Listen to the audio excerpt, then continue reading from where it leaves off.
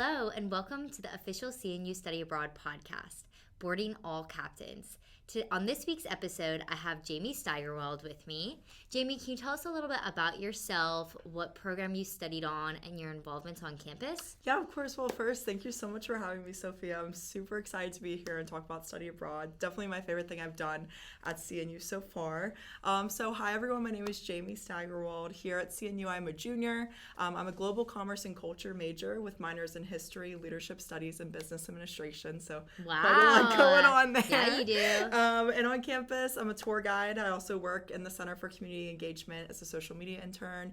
And then I'm also involved with social Greek life as well. So that's a little bit about me when I'm here on campus. But my program for study abroad was actually the cross-cultural leadership program this summer. Super popular one. Very popular one. I recommend it to anyone that can get a spot. So we go abroad to the Netherlands studying at Maastricht University through the Center of European Studies. And it's a 3-week program. So it's pretty quick, a summer program, but we actually had the opportunity to travel to 6 surrounding countries in addition to the Netherlands. So it was just the best experience ever. And I was lucky enough, 10 of my best friends actually came along with me. Oh, that's so great. Yeah, so you feel like you'd recommend that program 100%. Yeah. I would recommend it to literally anyone who can get on it. Like, I think it's very applicable to any major, as long as you have that leadership studies minor, of course, but it's very applicable to any major, any area of study. You can really relate it to anything that you want to do. What was the class that you took? Cross-cultural leadership. Okay. Yeah. Awesome. It was awesome. So what we did was kind of for the academics, it was interdisciplinary almost because we went to a lot of different guest lectures in the different countries.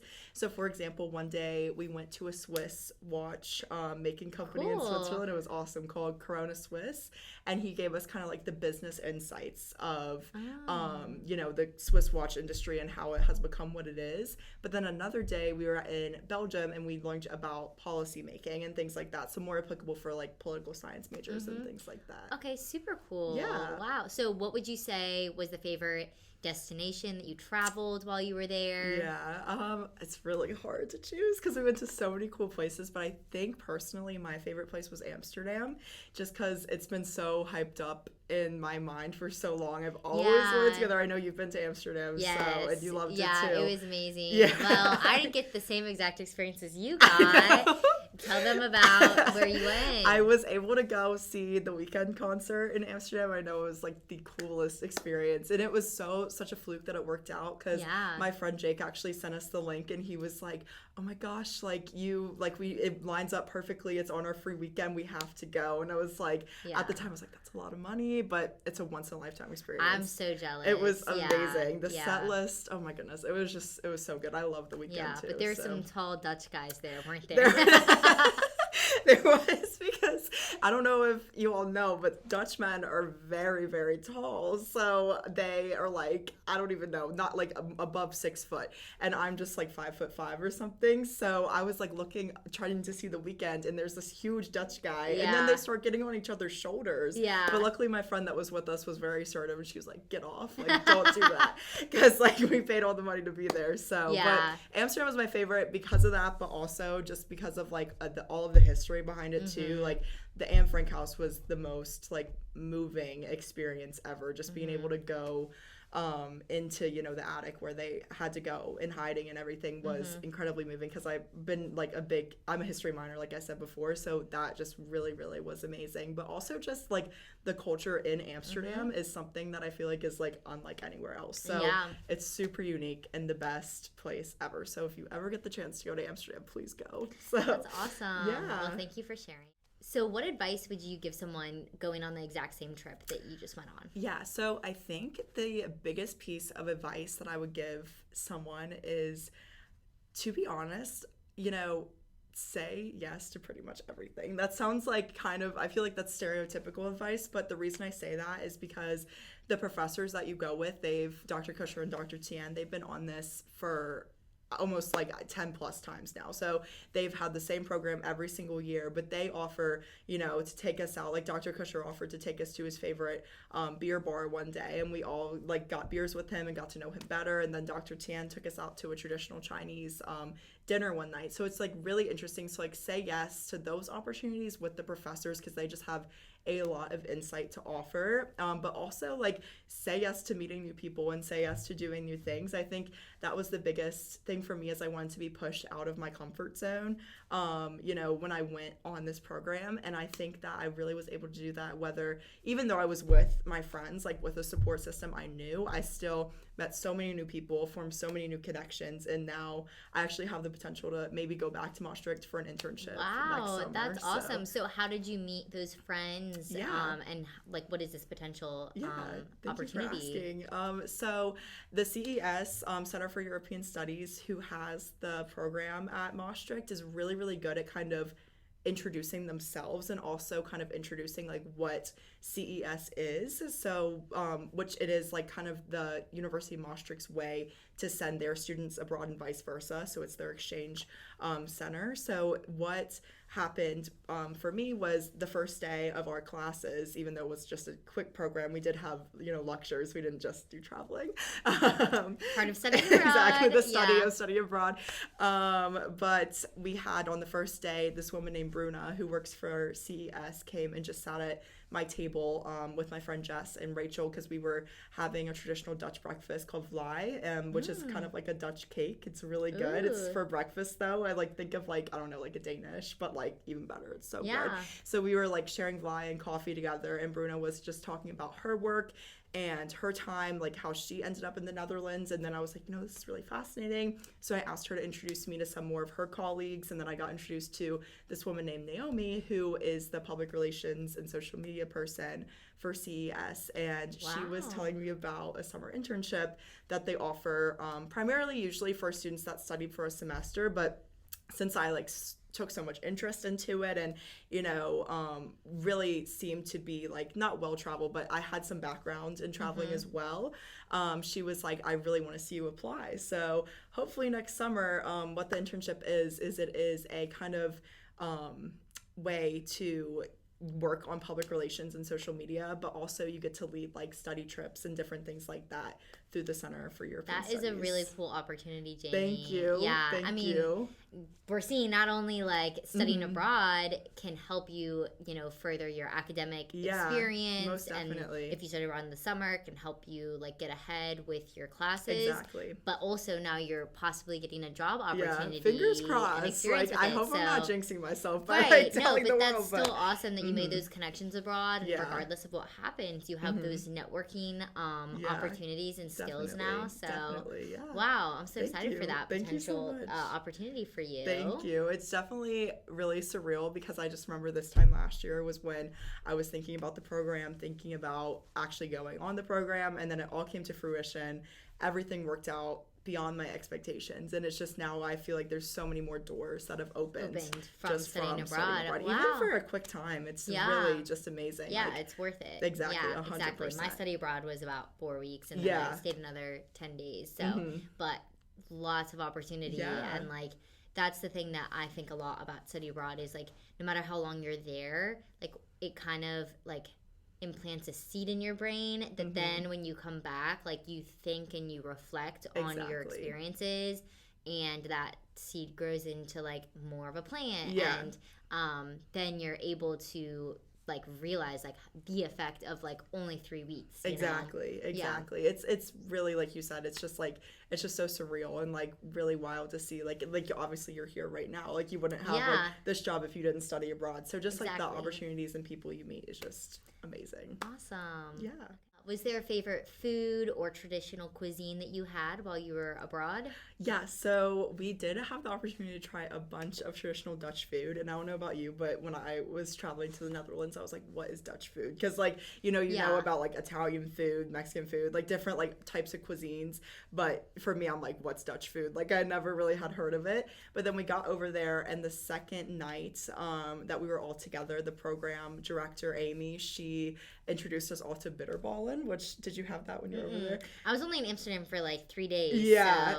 So bitterballen is this, it sounds so gross, but like you just have to trust me, it's really good. It's like this little ball of like fried meats. I don't know how to describe it. Like a meatball, but like fried? A meatball, okay. But like fried, and it's like, I think it's horse meat. Okay. I think it's horse meat. Like, that's what Amy said. And I was like, okay, like, I'll trust you. But the first time I had it, I was like, I don't know about this. But if you dip it in, like, ketchup and mayo at the same time, it is delicious. And that's a big thing over there, too, is mayo on fries. Yeah, that's how Belgium was. Everybody, you get the mayo, but you don't get the ketchup. And then you're like, can I also have ketchup? And then I'd mix the mayo and ketchup. But exactly, now, it's really good. I'm, like, at restaurants, and I'm like, hey, can I have some mayo? And everyone's like, what? Yeah, exactly. No, but it was just so funny because, like, the frites, like, you put the mayo on it. And I'm like, I don't know about that. But then it was actually so good. Yeah. Yeah, but the bitterballen is just, like, these little, like, fried balls of meat, I guess. And it's, like, a very traditional, like, Dutch, I would say, like, bar snack almost. So, like, when you're just kind of, like, out chatting with friends or different things like that. So that's what we did. Was we were all out kind of just chatting with each other, and we all shared bitterballen and beers together, which was super very cool. Super fun. So yeah, that's definitely my favorite food. And Belgian waffles. We did go to Belgium, and that was on my birthday, so the professor bought me a Belgian waffle. Oh, so that's that so was nice. really sweet. What did you get on your waffle? Because there's so many toppings there. So they said, the guy that was, like, working the street vendor said, like, the best is just to try it. Like, you have to just try the plain one. Oh. So I actually had 2 Belgian waffles that day. Okay. Earlier I had just a plain one because that was his recommendation, but then I told Dr. Tien, I was like, you know, I really wish I would have gotten, like, powdered sugar, Nutella, and strawberries. That was my favorite. It's so good. So good. And then she surprised me, like, on our last like group dinner, like, in Belgium. She was like, well, I do have a surprise for you. And then she handed me a Belgian waffle for my birthday, which was super sweet. That's so nice. So yeah, that was a really great memory. I could talk about food, like, forever. Yeah. But those are probably my 2 favorite things. Well, I love that connection that you also, like, formed with your professors. Yes. It's on another level that you don't necessarily get when you're on campus. Yeah. Oh, and that's something I can talk about, like, for hours too, is these 2 professors here, Dr. Kusher and Dr. Tien, like, I'm going to, like, go out of my way to take their classes here just because of that, like, deeper connection you form with them. Like, I think my friend group abroad definitely went out of our way to get to know them. Like, we really went into it with the intent that we wanted to get to know them, wanted to hear what they had to offer, because obviously, like, they're amazing people. Like, they have a really great background, and just, like, sharing meals with them and sharing, like, time outside of, like, the lectures and things like that was really special. And I think that that's something that studying abroad gives you, that, you know, being just here at CNU doesn't necessarily give you, because I have so many professors here that I'm like, I love them. You know, they're really great, but I would never be like, let's go out to dinner. Yeah, exactly. Like, that's just not the norm. And then it was interesting too, like, through what we were learning with cross-cultural leadership, we were learning in different cultures, it's the norm to, you know, ask your professor out to dinner or ask your students to your house or different things like that. And Dr. Tien is Chinese, so she, in her culture, is a very collectivist culture, so she told us that it's the norm to have her students over for dinner, to have her students, like, cook a meal for them, different things like that. And she was like, I appreciate that you all are open to this, like, relationship, because she was like, sometimes I find, like, my students aren't even open to, like, forming those relationships. So that was something that was really kind of eye-opening and special, because I've been looking for, like, a relationship with professors like that, you know. Yeah, a mentorship. Exactly, like a mentorship, and just, like, people that definitely have a lot of insight to provide, and they definitely have provided that for me on the program and then after as well. Wow. Yeah. That's so great to hear that you were able to have that relationship, and you know, it's still going strong afterwards. Yes, 100%. So yeah, I told them, like, first thing when I heard about the internship, I was like, I have to show you guys. And then also I'm, like, thinking about pursuing research as well, in, like, my research paper that I did over the summer, like, for the program, which I did my research on comparing the culture of alcohol in the Netherlands to the United States, which was just a very fascinating topic. And then Dr. Kusher was explaining to me, like, this is something that we don't see that often, like, you should really think about going to the ORCA office. So I've done that this semester, you know, starting to work on maybe even presenting at, like, Paideia or a different research conference. Wow, so another door opened, literally. I kid you not, I could go on and on about it, like, that makes forever. me so happy to hear that Thank like you. The study abroad office was able to help you on your study abroad, and now Thank you're you. going even farther. Yeah, no, definitely. And I have not enough good things. Like, I have so many good things to say about the study abroad office. Like, y'all, like, I love you guys. Like, I love you guys so much. Like, y'all are just so helpful, and just in every single way, like, every step of the way I felt supported. So, glad to hear that. That's our mission. Yes. So did you budget for your trip? And if you did, like, how did you do so? Yeah, so I actually, as soon as I found out I was going on this program, I was like, this is a once in a lifetime experience.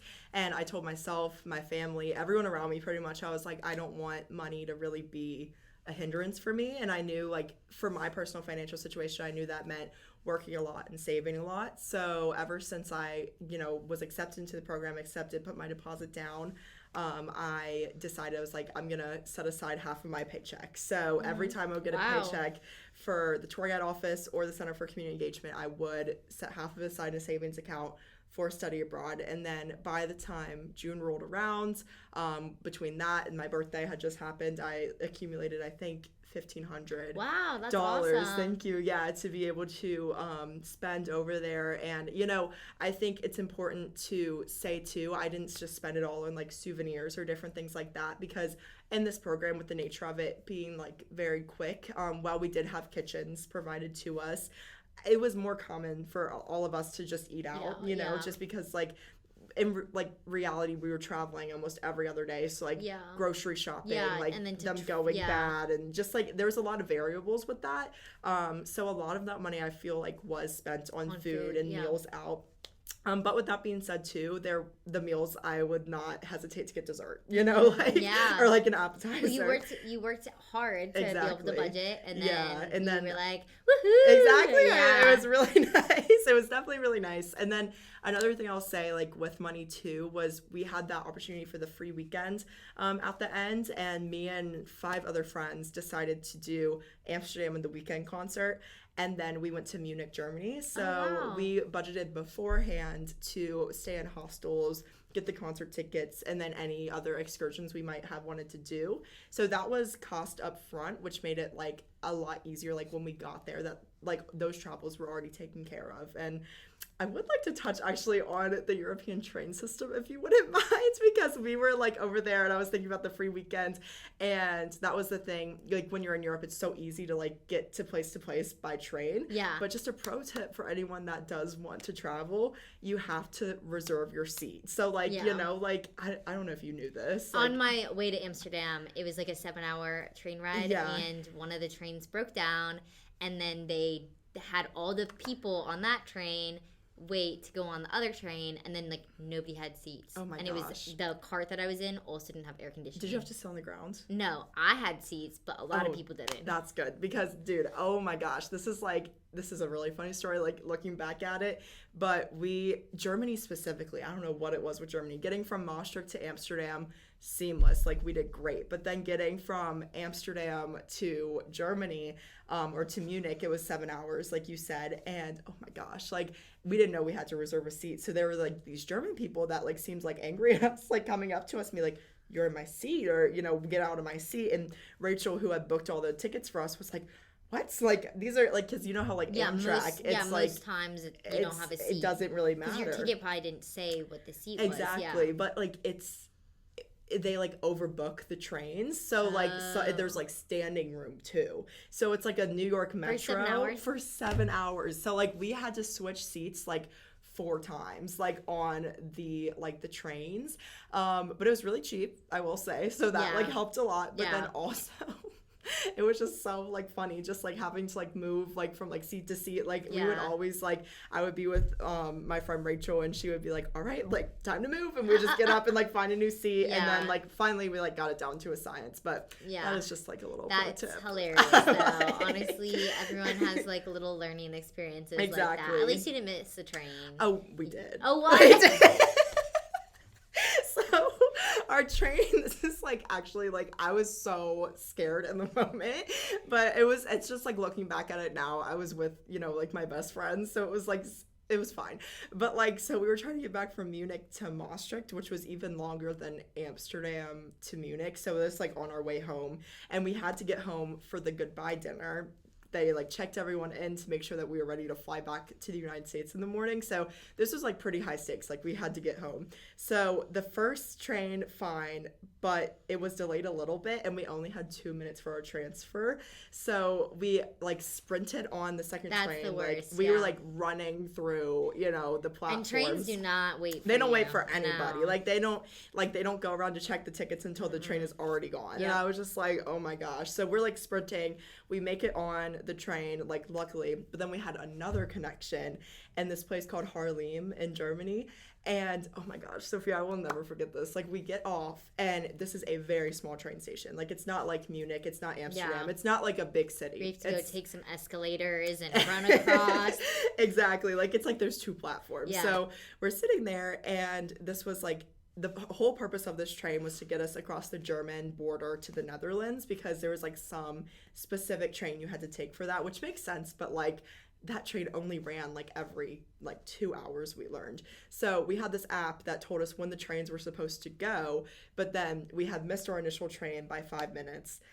And then we had to like, we waited for 30 minutes. The train that was supposed to come didn't come. Waited for another 30 minutes. The train that was supposed to come didn't come.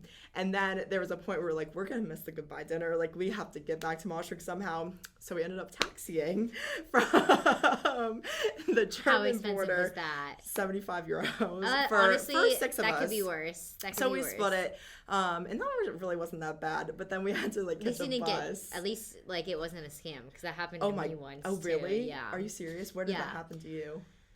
We were trying to get back and we were waiting for a taxi. I don't remember if it was in Paris. Oh.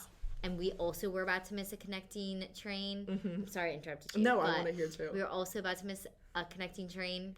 And so then we were desperate to just get a taxi because you get off at one train station in Paris, but then we had to go to a different train station in Paris. Mm-hmm. And it was too long of a walk to make it. Yeah. So then we tried to get a taxi, but the taxis weren't coming up to us. So then this guy came up to us and was like, get in my taxi. And we were like, but it was kind of creepy. Yeah. But then the girls I was with were like, come on, we're going to miss our train. Let's go. And then by the time he drops us off, it was like a 10-minute drive, not even. It was like €70. And I was like, are you kidding me? No. Like, absolutely not. And absolutely then, like, we gave him, like, 40, and he was, like, mad, but we were like, bye! No, and you'll never see him again. Yeah. So, like, no, that's so, I just, like, and it's funny, because, like, at the time, like, you were probably terrified. Like, I was so scared. I was just over it, yeah. She was just like, I would be I was like, I know you're trying to scam us. No, because this guy, like, so first I was like, I was just like talking to this guy and he was like only speaking German. And I was like, we need to get to this city. We need to get to this city. And then he was like, all right, like, I'll get you there. And then he calls his friend and his friend pulls up in like this huge van, like that, like could seat all 6 of us. Yeah. But me and my friend Jess were looking at each other and we're like, I don't know about sketchy. This. Yeah. Then we ended up getting in it. We had like our Uber pulled up our maps pulled up the whole time to like see if he was actually taking us the right way. He was. We made it back. It all ended up being fine. Did you get to the dinner? We did get to the welcome dinner by the skin of our teeth. Like we were in our like sweatpants and like everything, and everybody else had dressed up and like. But Dr. Kusher was like, I'm just so glad you guys made it. Yeah. Back. But that was just funny. But like in retrospect too, like those are life skills, you know, and like. Doing that in Europe opposed to even doing that in like New York City or, you know, another big city, that's even more difficult because of the language barrier. Mm-hmm. And like, I told my friends, I was like, if we can do this, like, we can do anything. Exactly. I just had a conversation yesterday with my coworker that was talking about that. And that's how it is. You really do learn tangible life skills when you're abroad. That also helps your independence. Exactly. And they like result in like funny stories or whatever. But like now I feel so much more confident to like actually travel by myself or do things by myself, you know, because I had that experience being able to kind of navigate around. Yeah. So, yeah. Awesome. Well, is there any like last advice or anything else you would want to say before we log off? There's like so much I could say. I just wish I like had like so much time to tell you everything, but I would say just to anyone, you know, take the leap of faith and do it. Like I said before, like the study abroad office is so accommodating. Like y'all will go out of your way to help find scholarships, like financial aid, you know, helping you find the program that's right for you. So I think that study abroad is something that's tangible for anyone. And I really, really, really think that anyone and everyone should do it. So, you know, and I'm always love to talk about my experiences. So, you know, just anything. I think it's a really great opportunity for anyone. So, yeah. Awesome. Thank you. Thank you so much, Sophia.